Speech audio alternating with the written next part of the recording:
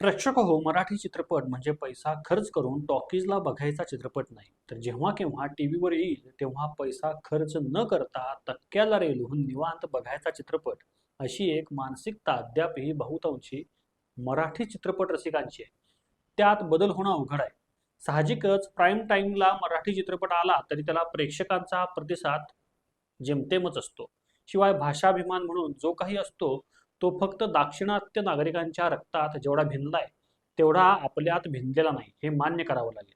महाराष्ट्रात मराठी चित्रपटांपेक्षा हिंदी समवेत तामिळ, तेलुगू, कन्नड आणि मल्याळम भाषेतील हिंदीत डब केलेले चित्रपट हमखास चांगला गल्ला गोळा करतात. 31 जुलै रोजी स्ट्रगलर साला ही वेब मालिका ज्यांनी जन्माला घातली ते दिग्दर्शक विजू माने यांनी स्वतःच्या घरचे सोने दागिने गहाण ठेवून बनवलेला चला मामाच्या गोव्याला जाऊया या चित्रपटाला टॉकीजमध्ये खेळ मिळाले नाहीत. मामाच्या गोव्याला जाऊया यासमोर इंग्रजी स्पायडरमॅन या चित्रपटाचं आव्हान उभं होतं. टॉकीज मालकांनी देखील मराठी चित्रपटांपेक्षा स्पायडरमॅनला अधिक खेळ दिले होते, कारण मराठी प्रेक्षकांची मानसिकता त्यांना माहिती होती. याशिवाय त्या आठवड्यात धमाल 4 आणि मुख्यमंत्री विजय यांचा जननायक चित्रपटाला अधिक खेळ दिल्यामुळं प्रत्येक टॉकीजमध्ये फक्त 1 ते 2 खेळच मामाच्या गोव्याला जाऊया या चित्रपटाला मिळाले होते. आता आधुनिक तंत्रज्ञानाचा वापर चित्रपटात होत असल्यानं दिग्दर्शकाच्या मनात येईल ते मोठ्या पडद्यावर दाखवणं सहज शक्य आहे. दादांच्या काळात आत्तासारखे मल्टिप्लेक्स नव्हते, तर सिंगल स्क्रीन टॉकीज होत्या. त्यावेळी आधुनिक तंत्रज्ञान अद्याप चित्रपट इंडस्ट्रीमध्ये यायचं होतं. असं असलं तरी सशक्त कथानकाच्या जोरावर बॉलिवूडमधील अनेक प्रस्थापित अभिनेते अभिनेत्री यांचे एकामागोमाग एक चित्रपट प्रदर्शित होत होते. अर्थात त्या काळी मराठी चित्रपट देखील प्रदर्शित होत होते, पण त्यामध्ये हिट होण्याचं प्रमाण कमी होतं. त्यातील काहींना चांगलं यश मिळत होतं, तर बहुतांशी मराठी चित्रपट रौप्य महोत्सव देखील साजरा करू शकत नव्हते. त्या काळी टॉकीजला हिंदी चित्रपट लागला आणि जर हिट झाला तर त्याचा मुक्काम किमान 25 ते 50 आठवडे टॉकीजमध्ये असायचा. साहजिकच त्या टॉकीजचे दरवाजे मराठी चित्रपटांकरिता बंद व्हायचे.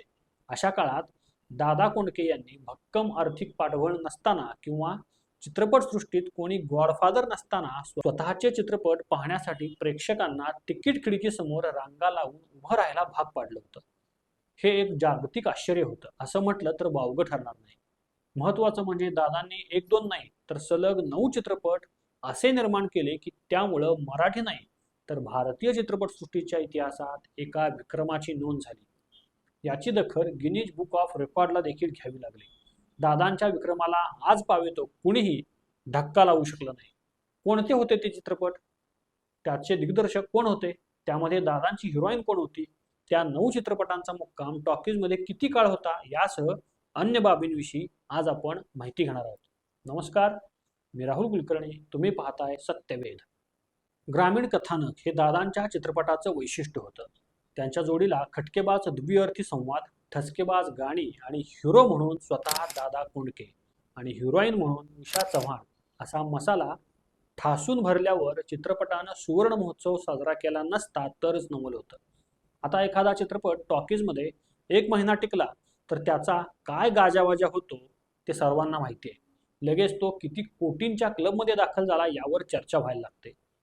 त्या काळी असं नव्हतं. एखाद्या चित्रपटाचा मुक्काम टॉकीजमध्ये किती आठवडे यावर चित्रपटाचं यश अवलंबून असायचं. अर्थात किती गल्ला गोळा केला यालाही महत्त्व होतं. पण त्या काळी तिकिटांचे दर देखील अव्वाच्या सव्वा नव्हते. सध्या चौघांनी जरी चित्रपट पाहायचा म्हटलं तरी किमान ₹1000 लागतात. त्या काळात दादांचा चित्रपट हा मराठी रसिकांनी अक्षरशः डोक्यावर उचलून घेतला होता. असं म्हणतात की दादांचा चित्रपट प्रदर्शित व्हायचा असला तर हिंदी चित्रपट त्या आठवड्यात प्रदर्शित करायचा की नाही याचा विचार त्या चित्रपटाच्या निर्मात्याला किंवा दिग्दर्शकाला करायला लागायचा. दादांच्या ज्या 9 चित्रपटांची नावं गिनीज बुक ऑफ मध्ये नोंद झालीत त्यांची नावं तुम्हाला माहिती आहेत का? नाहीत? मग ऐका. सोंगाड्या, एकटा जीव सदाशिव, आंधळा मारतो डोळा, पांडू हवलदार, तुमचं आमचं जमलं, राम राम गंगाराम, बोट लावीन तिथं गुदगुल्या, ह्योच नवरा पाहिजे आणि आली अंगावर, हेच ते 9 चित्रपट. दादांचा पहिला चित्रपट सोंगाड्या 5 मार्च 1971 रोजी प्रदर्शित झाला. तर गिनीजमध्ये नोंदला गेलेला 9वा चित्रपट आली अंगावर हा 13 मे 1982 रोजी प्रदर्शित झाला होता. म्हणजे दादांनी अवघ्या 11 वर्षात तब्बल 9 चित्रपट असे दिले की ज्यांनी किमान 50 आठवडे एकाच टॉकीजला मुक्काम केला होता. हा विक्रम दादांच्या काळातील कोणत्याही भाषेतील चित्रपटाने सोडाच आजपर्यंत कोणत्याच एकच अभिनेता किंवा अभिनेत्रीनं काम केलेल्या चित्रपटांनी मोडलेला नाही. एका मराठी माणसाच्या नावावरच हा विक्रम नोंद आहे. समोर दिग्गज कलाकार असताना त्यांना टक्कर द्यायची म्हणजे काही एड्या गवाळ्याचं काम नव्हतं. पण त्यांना टक्कर देण्याचं धाडस पडद्यावर एड्या गवाळ्याची भूमिका साकारलेल्या दादांनी सहजतेने केलं.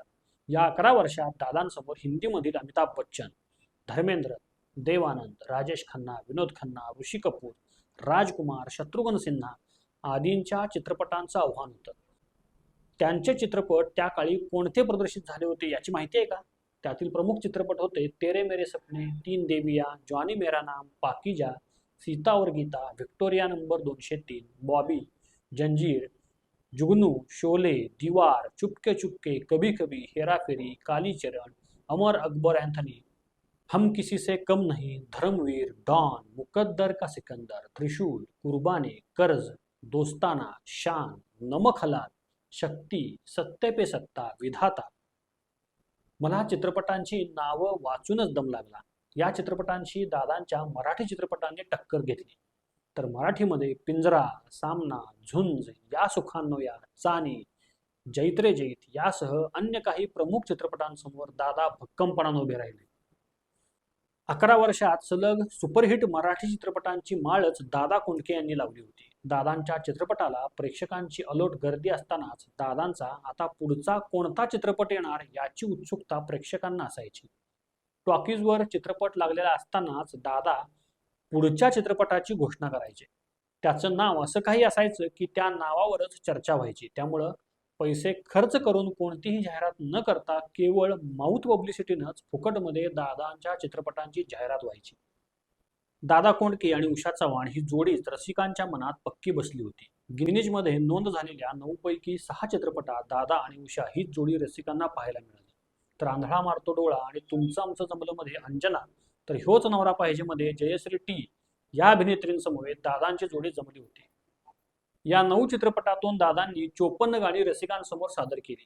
त्यातील सर्वच गाणी गाजली. पण त्यातील निवडक गाणी सांगायची म्हटलं तर मळ्याच्या मळ्यामध्ये कोण ग उभी, काय ग सखू, माणसा परीस मेंढरबरी, हिल हिल पोरी हिला, मी तर भोळी अडाणी सखू, मुंबईची केळवाली, अंजनीच्या सुता तुला रामाचं वरदान, झाल्या तिन्ही सांजा, आला महाराजा, गंगू तारुण्य तुझं बेफाम, मला एक चानस हवा, मला लागलाय खोकला, काशी ग काशी, अग इमला, गेली कुठं गावना या गाण्यांचा उल्लेख आवर्जून करावा लागेल.